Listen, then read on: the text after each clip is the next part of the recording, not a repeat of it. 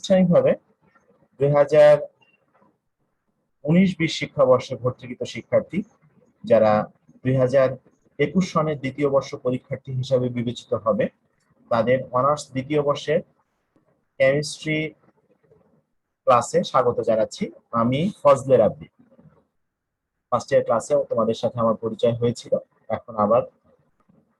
তো তোমাদের অবগতির জন্য জানাচ্ছি যে অনার্স সেকেন্ড ইয়ারে এসে কেমিস্ট্রির 2টি কোর্স আমাদেরকে পড়তে হবে। একটি কেমিস্ট্রি 2 নামে পরিচিত, যেটি 100 মার্কের অর্থাৎ 4 ক্রেডিট কোর্স। আরেকটি থাকবে এনভায়রনমেন্টাল কেমিস্ট্রি বা পরিবেশ রসায়ন নামে, যেটি 50 মার্কের কোর্স অর্থাৎ 2 ক্রেডিটের কোর্স। এই দুটি কোর্স নিয়ে আমরা কেমিস্ট্রি তোমাদের সামনে আলোচনা করব। তো প্রথমত কোর্স ডিস্ট্রিবিউশন অনুযায়ী, অর্থাৎ গত বছর যে ডিস্ট্রিবিউশন ছিল সেই ডিস্ট্রিবিউশন অনুযায়ী আমি তোমাদের সামনে কেমিস্ট্রি 2 এই কোর্সটি নিয়ে আলোচনা করব।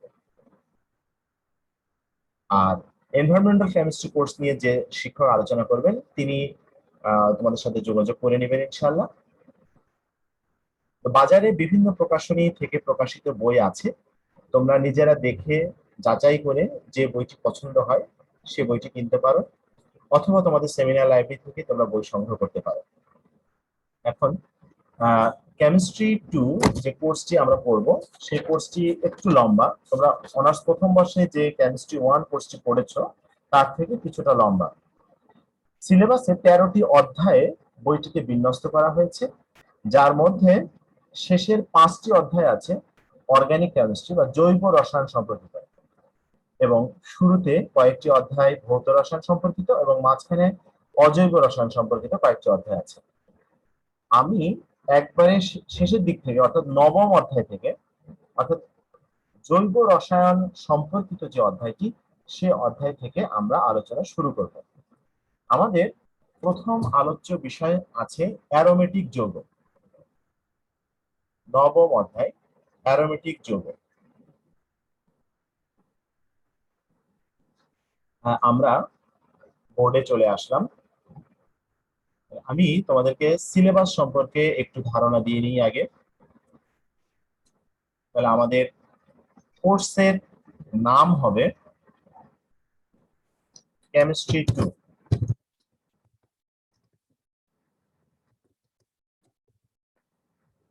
এবং এটি 4 ক্রেডিটের 100 মার্কের কোর্স, যেখানে আমরা বলেছি যে 13টি অধ্যায়ের মাধ্যমে আমাদের আলোচনা চলবে। এখন আমরা শুরু করছি একেবারে চ্যাপ্টার 9 থেকে। তোমরা তোমাদের খাতা কলম ব্যবহার করবে, প্রয়োজনীয় কথাগুলো লিখে দিবে। ঘরে বসে অনলাইনে ক্লাস মানে এই না যে খাতা কলম বন্ধ রেখে ক্লাস, অবশ্যই খাতা কলম ব্যবহার করবে, প্রয়োজনীয় কথাগুলো লিখে নিবে। চ্যাপ্টার 9-এ আমাদের সামনে থাকবে aromatic hydrocarbon. Aromatic aromatic compound লিখি।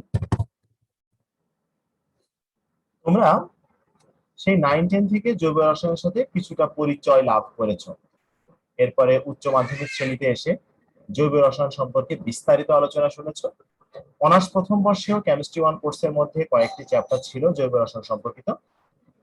দেন আমরা এখন জৈব রসায়ন সম্পর্কিত একটু বিস্তারিত জানবো। তার মধ্যে একটি অংশ হচ্ছে অ্যারোমেটিক যৌগ। অ্যারোমেটিক যৌগ সম্পর্কে প্রথম ধারণা দিয়েছিলেন বিজ্ঞানী হাকেল। না, প্রথম না, এটা হচ্ছে শেষ ধারণা, চূড়ান্ত ধারণা। বিজ্ঞানী হাকেল সর্বশেষ যে তথ্যটা দিয়েছেন সেটা অ্যারোমেটিক যৌগের চূড়ান্ত ধারণা। তার আগে অনেক বিজ্ঞানী অনেকভাবে অ্যারোমেটিক যৌগকে ডিফাইন করার চেষ্টা করেছিলেন। যেই জিনিসগুলো তোমরা জানো, যেমন অ্যারোমেটিক শব্দটির প্রথম যে 5টি অক্ষর অ্যারোমা, অ্যারোমা শব্দের অর্থ সুগন্ধ। তার মানে সুদূর অতীতে যখন কেমিস্ট্রির বিস্তার লাভ হচ্ছে সেই সময় সুগন্ধযুক্ত যৌগ সমূহকে অ্যারোমেটিক যৌগ বলা হতো। দেন কিছুদিন পরে দেখা গেল যে না, আরো কিছু যৌগ পাওয়া যাচ্ছে যার রাসায়নিক ধর্মগুলো আগের অ্যারোমেটিক যৌগের মতোই, কিন্তু তারা সুগন্ধযুক্ত নয়। তখন হিসাবটাকে আরেকটু পাল্টিয়ে গবেষণা করে দেখা গেল যে বেনজিন নামক একটা যৌগ, এই বেনজিন যৌগটা সকল সুগন্ধযুক্ত যৌগের মধ্যে আছে, যার সংকেত C6H6, যেটাকে আমরা চাকরিক কাঠামো থেকে দেখি। তখন একদল গবেষক বলল বেনজিন এবং বেনজিনের জাতক, বেনজিন এবং এদের জাতক সমূহকে অ্যারোমেটিক যৌগ বলে। জাতক শব্দের অর্থ কি? জাতক শব্দের অর্থ কোন পদার্থের মূল কাঠামোকে ঠিক রেখে সেখান থেকে অন্য কোনো যৌগ তৈরি করলে উৎপন্ন যৌগটিকে জাতক বলে। যেমন আমি যদি একটি উদাহরণ দেই, সেটা হচ্ছে চাল। আচ্ছা, চালকে যদি আমি একটু পানি দিয়ে তাপ দিই, সিদ্ধ করি, তাহলে কি হবে? প্রশ্ন করছি নওশাদকে। নওশাদ, জি স্যার, চালকে, চালকে পানি দিয়ে সিদ্ধ করলে তো সেটা হচ্ছে ভাত হবে। রাইট, চালকে পানি দিয়ে সিদ্ধ করলে ভাত হবে। আচ্ছা, এই চালটাকে নিয়েই আমি একটু বালি দিব, দিয়ে একটা নির্দিষ্ট পদ্ধতিতে তাপ দিব, তাহলে কি হবে? স্যার সম্ভবত মুড়ি হবে। মুড়ি হবে, রাইট। তাহলে চাল যদি হয় আমার মূল বস্তু, চালকে যদি আমি বলি মূল বস্তু, এটা হচ্ছে আমার মূল পদার্থ যেখান থেকে আমি হিসাব শুরু করছি, তাহলে ভাত এটি হচ্ছে চালের জাতক, চালের জাতক। মুড়ি এটা হচ্ছে চালের জাতক। ঠিক আছে? আচ্ছা, এখন আরেকটা বিষয় একটু খেয়াল করো, সেটা হচ্ছে এই চালকে যদি আমি এখন মেশিনে গুঁড়া করে ফেলি, যন্ত্রের মাধ্যমে গুঁড়া করে ফেলি, তারপরে সেই গুঁড়াটাকে নিয়ে পানি দিব, মাখাবো, তারপরে আবার একটা নির্দিষ্ট শেপ দিব, তারপরে তাওয়ার উপরে আমি হিট দিব। এই এতগুলো কাজ করলে যেটা তৈরি হবে সেটাকে কি বলা হয়? রুটি। রুটি বলা হয়। এখন রুটিকে কিন্তু চালের জাতক বলা হবে না, রুটিকে চালের জাতক বলা হবে না। কেন হবে না?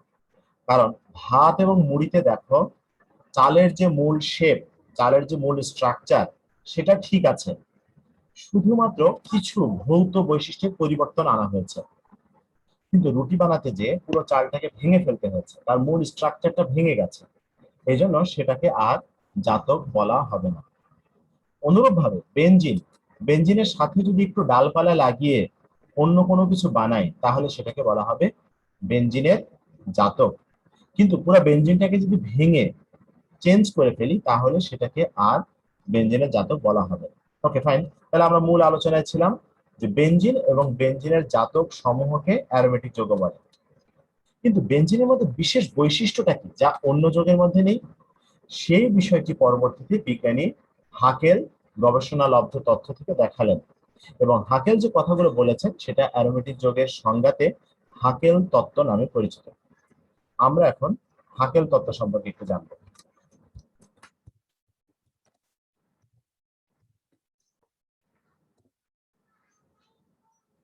হাকেল কি বলেছেন?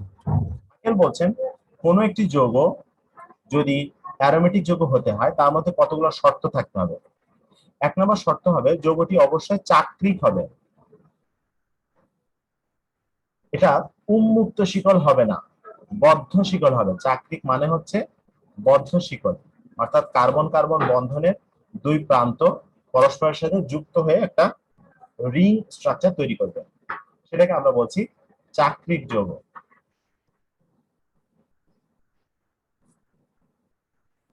দ্বিতীয় শর্ত হচ্ছে এই চক্রটি অবশ্যই সমতলীয় হবে,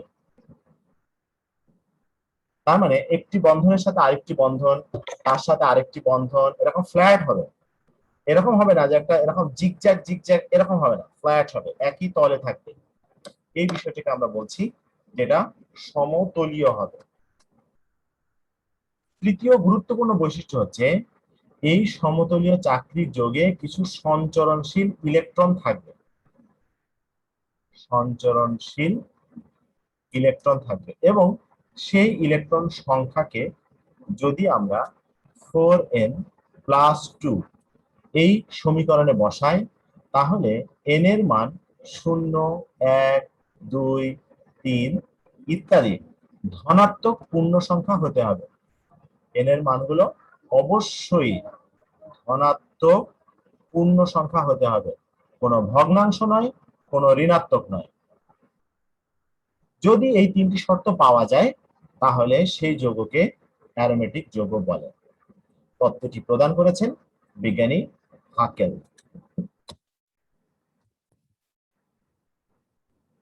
যেমন অ্যারোমেটিক যৌগের সবচেয়ে কমন এক্সাম্পল হচ্ছে বেনজিন। তাহলে বেনজিনে কি ঘটছে? বেনজিনের মধ্যে যে তিনটি পাই বন্ধন আমরা দেখতে পাচ্ছি, আমরা এখানে লিখি, এখানে বেনজিনের মধ্যে তিনটি পাই বন্ধন আছে। প্রতিটি বন্ধনে দুটি করে ইলেকট্রন থাকে। তাহলে পাই ইলেকট্রন কয়টি হবে? 3 গুণ 2 সমান 6 হবে। তার মানে 6টি ইলেকট্রন আছে। এখন আমরা যদি এই সমীকরণের সাথে জাস্টিফাই করি যে 4n + 2 = 6, তাহলে এখানে সমীকরণ সলভ করলে n এর মান আমরা কত পাবো? 6 - 2 / 4 = 1। তার মানে আমরা এখানে ধনাত্মক পূর্ণ সংখ্যা পেয়েছি। সুতরাং বেনজিন একটি অ্যারোমেটিক যৌগ। এখন আমি আরেকটি উদাহরণ দিয়ে দেখাবো যেখানে আমরা দেখব যে না, অ্যারোমেটিক যৌগ নয় এরকম ঘটনা ঘটছে। যেমন যৌগটাকে আমরা চেঞ্জ করে নিই। যে অংশটুকু লিখেছিলাম আশা করি তোমাদের খাতায় আছে।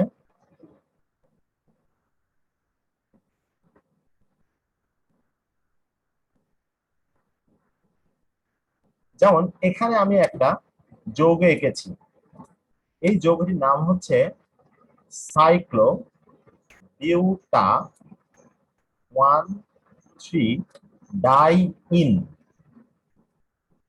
এখন এখানে পাই বন্ড আছে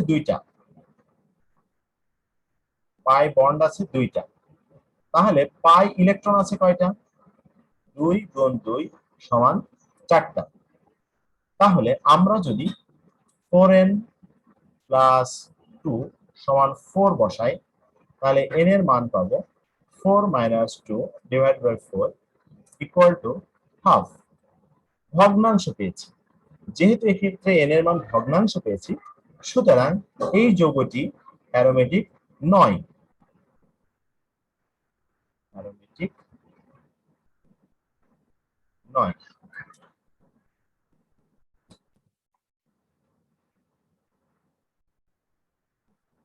আমরা কথা বলছিলাম হাকেল তত্ত্ব অনুযায়ী অ্যারোমেটিক যৌগ সম্পর্কে। তাহলে তিনটি গুরুত্বপূর্ণ শর্ত যার মাধ্যমে আমরা অ্যারোমেটিক যৌগ চিনলাম।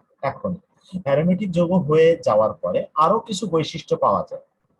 এই তিনটি হচ্ছে গুরুত্বপূর্ণ শর্ত। আর এখন অতিরিক্ত যে বৈশিষ্ট্যগুলো আমরা পাবো সেগুলো লিখছি।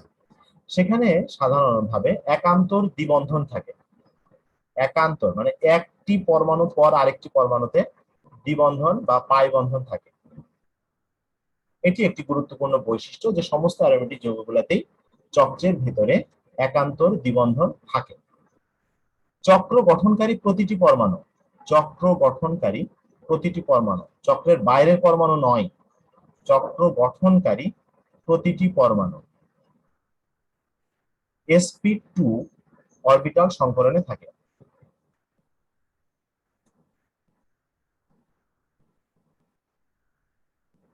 এটি একটি গুরুত্বপূর্ণ বৈশিষ্ট্য, sp2 সংকরণে থাকে।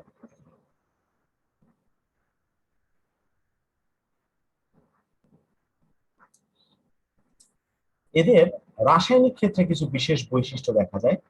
যেমন এরা ইলেকট্রন আকর্ষী দ্রুত বিক্রিয়ার পরিবর্তে ইলেকট্রন আকর্ষী প্রতিস্থাপন বিক্রিয়ায় অংশগ্রহণ করে। এটি অতি গুরুত্বপূর্ণ একটি বৈশিষ্ট্য, ইলেকট্রন আকর্ষী প্রতিস্থাপন বিক্রিয়া প্রদর্শন করে।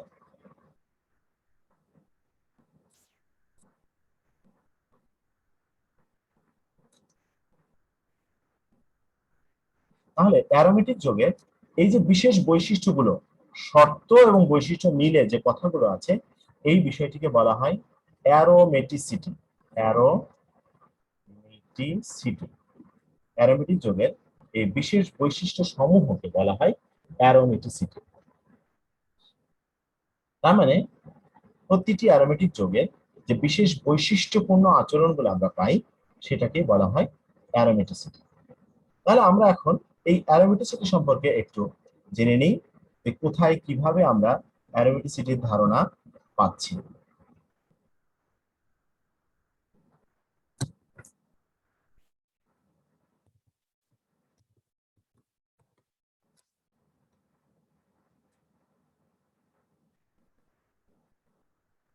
যেমন আমরা প্রথমেই বেনজিনকে নিয়ে চিন্তা করব, C6H6, যেটাকে আমরা সাধারণভাবে এইরকম সংকেত দ্বারা আঁকি। আসলে বেনজিনের মধ্যে 6টি কার্বন এবং 6টি হাইড্রোজেন কিভাবে আছে সেটি একটু দেখে নেওয়ার পালা। প্রতিটি কার্বনের সাথে অপর কার্বন একটি করে সিগমা বন্ধনে যুক্ত আছে এবং প্রতিটি কার্বনের সাথে সিগমা বন্ধনের সাহায্যে একটি করে হাইড্রোজেন যুক্ত আছে। এখন একান্তর দ্বিবন্ধন এখানে আছে, একটি কার্বনের থেকে আরেকটি কার্বনের দ্বিবন্ধন, দেন পরবর্তী বন্ধনটা ফাঁকা যাচ্ছে, দেন তারপরে আবার দ্বিবন্ধন, তার মানে একটি গ্যাপ গেল, তারপর একটি গ্যাপ দিয়ে আবার একটি দ্বিবন্ধন, এটাকে বলছি একান্তর দ্বিবন্ধন। এখন এই একান্তর দ্বিবন্ধন গুলো এরকম 3টি দ্বিবন্ধন আলাদা না লিখে আমরা এখানে একটা বৃত্ত দিয়ে লিখি কেন? কারণ পাই বন্ধনের ইলেকট্রন গুলো নিজ স্থানে স্থির নয়, তারা সবসময় চলাচল করতে থাকে। তার মানে একটি ভেঙে পরবর্তী কার্বনে যাচ্ছে, দেন সেখান থেকে ভেঙে আবার পরবর্তী কার্বনের মধ্যে যাচ্ছে, দেন সেখান থেকে ভেঙে আবার পরবর্তী কার্বনে যাচ্ছে। এই যে ঘটনাগুলো ঘটছে এভাবে কন্টিনিউয়াস চলতে থাকে, এভাবে কন্টিনিউয়াস ঘুরতে থাকে, যার কারণে আমরা দেখতে পাই যে এই ইলেকট্রনগুলো এক জায়গাতে স্থির নয়। যেহেতু স্থির নয় সেহেতু আমরা এই পুরো ঘূর্ণায়নরত জিনিসটাকে একটা বৃত্তের মাধ্যমে প্রকাশ করি। এখন এই যে ঘূর্ণনটা হচ্ছে এই ঘূর্ণনকেই বলা হয় সঞ্চরণ, ইলেকট্রনের সঞ্চরণ। তার মানে ইলেকট্রন এক স্থান থেকে আরেক স্থানে সবসময় চলাচলরত অবস্থাকে বলা হচ্ছে ইলেকট্রনের সঞ্চরণ। ইংরেজিতে বলা হয় ডিলোকালাইজেশন।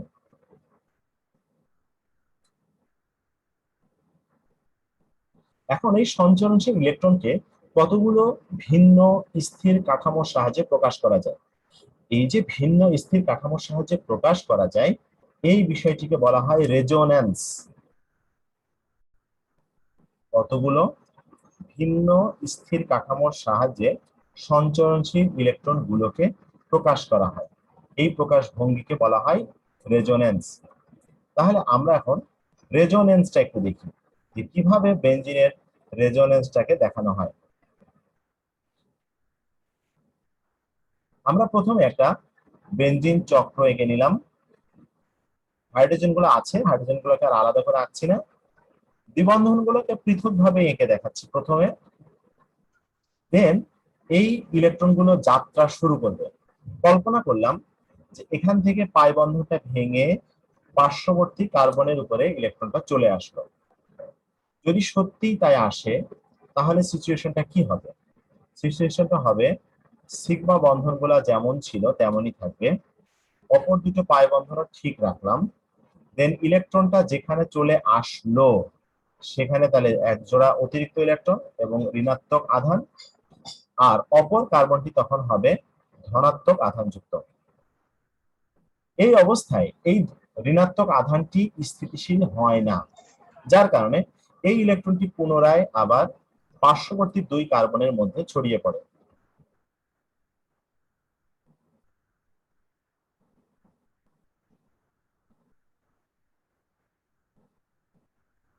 যখন পার্শ্ববর্তী দুই কার্বনের মধ্যে ছড়িয়ে পড়ে তখন পরবর্তী যে কার্বনটা থাকে, পরবর্তী কার্বন বলতে দেখো যেখানে আমি স্পট লাইট দিয়ে দেখাচ্ছি, লাল লাইটটা যেখানে জ্বলছে এই কার্বনটিকে আমি বলছি পরবর্তী কার্বন। এখন সবুজ রঙের যে ইলেকট্রনের ট্রান্সফারটা দেখানো হলো, এই ইলেকট্রনের ট্রান্সফারের কারণে পরবর্তী এই কার্বনের উপরে ইলেকট্রন ঘনত্ব অনেক বেড়ে যায়, যা তার স্থিতিশীলতাকে নষ্ট করে দেয়। ফলে পরবর্তী যে পাই বন্ধনটি আছে এই পাই বন্ধনটি ভেঙে তার পরবর্তী কার্বনের উপরে চলে আসতে চেষ্টা করে। তার মানে এইটাও ভেঙে যাবে, ভেঙে পরবর্তী কার্বনের উপরে ইলেকট্রন দুটা চলে আসবে। এখানে যখন ইলেকট্রনটা চলে আসলো তখন স্ট্রাকচারটা কেমন হলো আমরা একটু দেখি। মূল যে স্ট্রাকচার যেটা যেমন ছিল তেমনই আছে। এখানে নতুন করে একটা পাই বন্ধন তৈরি হলো এবং এই কার্বনের উপর একটা ঋণাত্মক আধান তৈরি হলো। আর আগে যেটা ছিল এখানে পজিটিভ চার্জ সেটা পজিটিভই থাকলো, আর এখানে যে দ্বিবন্ধনটা ছিল সেটা থাকলো। এতটুকু পরিবর্তন এখানে সংঘটিত হলো। দেন ইলেকট্রন আবার ট্রান্সফার হওয়া শুরু হবে। এই চার্জটি এখানে চলে আসবে, এটা ভেঙে এইখানে চলে যাবে। ভুল হলো, এটা ভেঙে পরবর্তী কার্বনের উপরে চলে যাবে। ফলাফলটা হচ্ছে আবার পরিবর্তন। এখানে দ্বিবন্ধন তৈরি হয়েছে নতুন, এখানে একটা নতুন দ্বিবন্ধন তৈরি হলো, আর এই জায়গাটায় ঋণাত্মক আধান তৈরি হলো, এখানে ধনাত্মক আধান আছে আগে থেকে। দেন আবার পরিবর্তন সংঘটিত হবে, এই ইলেকট্রনটা তখন এই জায়গায় চলে আসবে, দেন ধনাত্মক আধানটাও প্রশমিত হয়ে যাবে এবং বেনজিনের একটা স্থিতিশীল কাঠামো আমরা এখান থেকে দেখব। তাহলে প্রত্যেকটা স্ট্রাকচার যদি নাম দিই আমি, এটা 1, এটা 2, এটা 3, এটা 4 এবং এটা 5। তাহলে 1 থেকে 5 পর্যন্ত আসতে যে আমি দেখলাম কি জাস্ট দ্বিবন্ধনের পজিশনটা চেঞ্জ হয়েছে, দ্বিবন্ধনের পজিশনটা চেঞ্জ হয়েছে।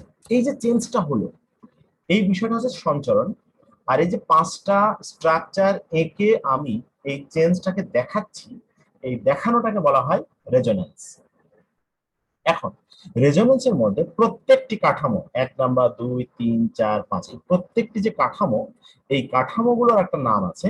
এই কাঠামোগুলোকে বলা হয় ক্যানোনিক্যাল স্ট্রাকচার। প্রতিটি কাঠামোকে বলা হয় ক্যানোনিক্যাল স্ট্রাকচার।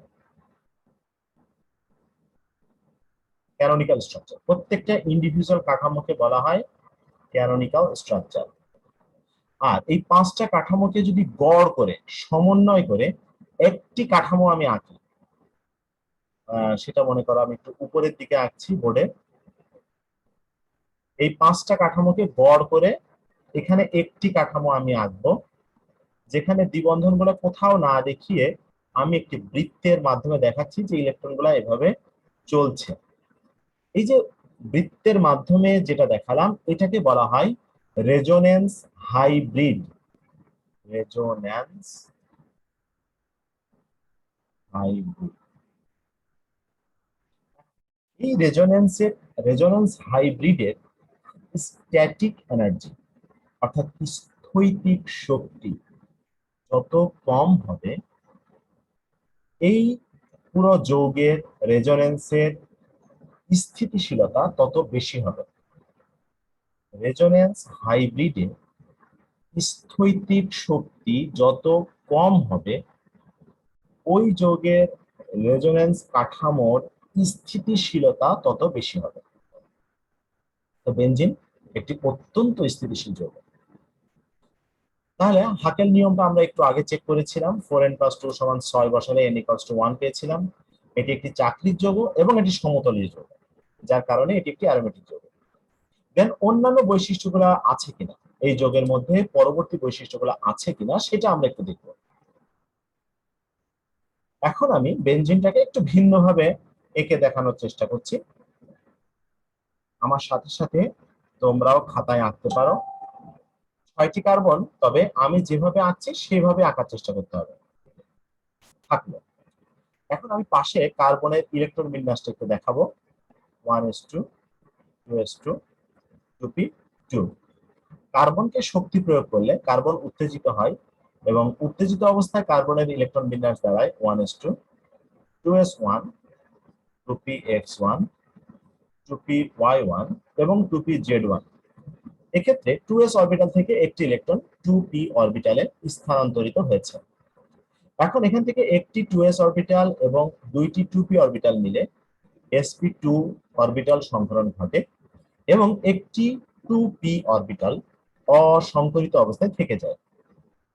সংকরিত sp2 অরবিটাল তিনটি পরস্পরের সাথে 120 ডিগ্রি কোণে একটি সমতলীয় ত্রিভুজের 3 কোণার দিকে বিস্তৃত থাকে। এটাকে যদি আমি একটি সমতলীয় ত্রিভুজ হিসাবে কল্পনা করি, তাহলে এভাবে আমরা লিখতে পারি।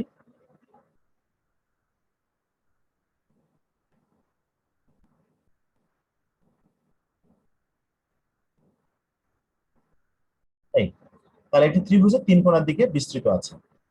আর অসংকরিত অরবিটালটি, যে অরবিটালটি এক্ষেত্রে সংকরিত হয় নাই, এই যে 2pz, এই অসংকরিত অরবিটালটি সংকরিত অরবিটালের তলের সাথে লম্বভাবে অবস্থান করবে।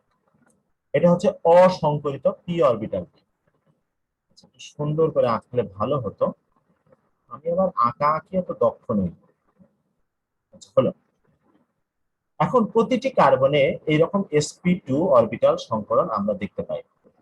তার মানে এই কার্বনের সাথে এখানে 3টি অরবিটাল আছে।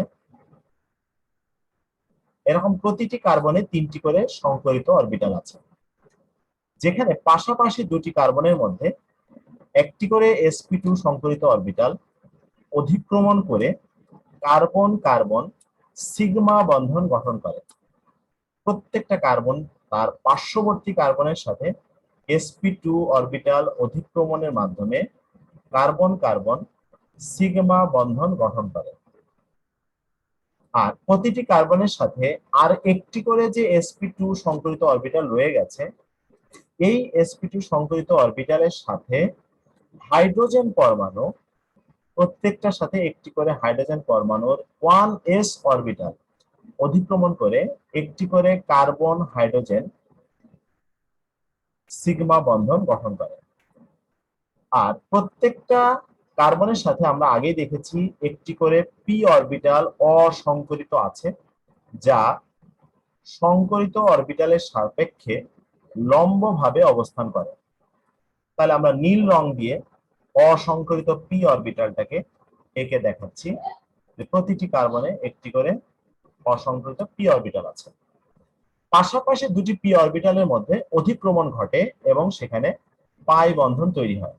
পাশাপাশি দুটি পি অরবিটালের মধ্যে অধিক্রমণ ঘটে এবং সেখানে পাই বন্ধন তৈরি হয়। একান্তর পাই বন্ধন আমরা আঁকলাম, কিন্তু এই পাই বন্ধনগুলা স্থির নয়, তার মানে এটা সঞ্চরণশীল। তাহলে এখান থেকে আবার ভেঙে যাচ্ছে, এখান থেকে ভেঙে এই দুটোর মধ্যে তৈরি হচ্ছে, এখান থেকে ভেঙে পুনরায় এই দুটোর মধ্যে তৈরি হচ্ছে, এখান থেকে ভেঙে তার পরবর্তী দুটোর মধ্যে তৈরি হচ্ছে। আবার এখানেও স্থির না, দেন এখান থেকে আবার ভাঙছে, দেন পরবর্তীটাতে যাচ্ছে। হ্যাঁ? মনে করো আবার এটা ভাঙবে, ভেঙে এখানে তৈরি হবে, এটা ভাঙবে, পরবর্তীটাতে তৈরি হবে, এটা ভাঙবে, পরবর্তীটাতে তৈরি হবে। তার মানে কন্টিনিউ এখানে ইলেকট্রনগুলো সঞ্চরিত অবস্থায় আছে, এভাবে একটি বলয়ের মতো তৈরি হবে। ইলেকট্রনগুলো সবসময় এভাবে ঘুরছে এবং এই বলয়টি শুধু কার্বনের উপরের দিকে না, কার্বনের তলের নিচের দিকেও হবে।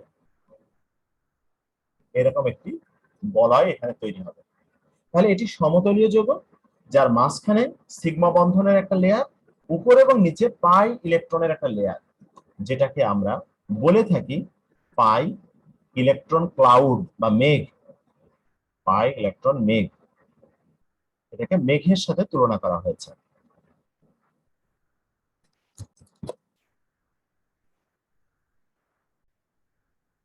এক্ষেত্রে 6টি কার্বন দিয়ে যে যৌগটি গঠিত হয়েছে, প্রতিটি কার্বনে sp2 সংকরণ হচ্ছে, যেটা আমরা উচ্চ মাধ্যমিক শ্রেণীতে খুব ভালো মতো শিখেছিলাম অরবিটাল সংকরণ সম্পর্কিত। দেন সেই বিষয়টা এখানে আরেকবার আমরা দেখছি, যেখানে sp2 সংকরণ হলো। সেই sp2 সংকরিত অরবিটাল যে তিনটি অরবিটালের মধ্যে পাশাপাশি দুটি কার্বন, যে কোনো একটা কার্বনকে যদি আমরা নির্দিষ্ট করি, তার পার্শ্ববর্তী দুটি কার্বন থেকে আমরা দেখছি যে কার্বন কার্বন সিগমা বন্ধন গঠিত হচ্ছে। যেমন আমরা যদি এই কার্বনটাকে নিয়ে কথা বলি, তাহলে এই কার্বন এদিকে একটা সিগমা বন্ধন গঠন করলো, এদিকে আরেকটা সিগমা বন্ধন গঠন করলো। আর আরেকটি যে sp2 হাইব্রিড অরবিটাল রয়ে গেল, সেটা হাইড্রোজেনের সাথে সিগমা বন্ধন গঠন করলো। আর অসংকরিত যে পি অরবিটালটা রয়ে গেল, এই অসংকরিত পি অরবিটালটি, যেটা উপর নিচ বরাবর খাড়া দেখানো হচ্ছে, এইটা এরকম 6টা কার্বনেই একটা করে পি অরবিটাল রয়ে গেছে, যা পাশাপাশি অধিক্রমণ করে, এভাবে পাশাপাশি অধিক্রমণ করে পাই বন্ধন গঠন করলো। কিন্তু এই পাই বন্ধনগুলো যে কোনো এক জোড়া কার্বনের মধ্যে স্থির না থেকে, যেমন ধরো আমার তিনটা আঙুল মাঝখানের আঙুল চাইলে বামের আঙুলের সাথেও যুক্ত থাকতে পারে, আবার চাইলে ডানের আঙুলের সাথেও যুক্ত থাকতে পারে, এভাবে কন্টিনিউ পরিবর্তন হতে পারে। এই জায়গাটাও ঠিক এই ঘটনাই ঘটছে। এভাবে একবার এ পাশে যুক্ত হচ্ছে, একটা খুলে যাচ্ছে, আর এক পাশ যুক্ত হচ্ছে, আর এক পাশ খুলে যাচ্ছে। এইভাবে পাই ইলেকট্রন গুলো কন্টিনিউ এক জায়গা থেকে জোড়া রাখছে আর এক জায়গায়, সেখান থেকে খুলে এসে আর এক জায়গায়, এভাবে পাই ইলেকট্রন গুলো ঘুরছে, যেটাকে আমরা বলি ডিলোকালাইজড ইলেকট্রন ক্লাউড। আশা করি এই পর্যন্ত আমরা বুঝতে পেরেছি। দেন অ্যারোমেটিক যৌগ সম্পর্কে আরো বিস্তারিত আলোচনা প্রয়োজন। আজকের মতো আলোচনা এখানেই শেষ করছি। বিস্তারিত আলোচনা পরবর্তী ক্লাসগুলোতে আমরা আলোচনা ধারাবাহিকভাবে করবো ইনশাআল্লাহ।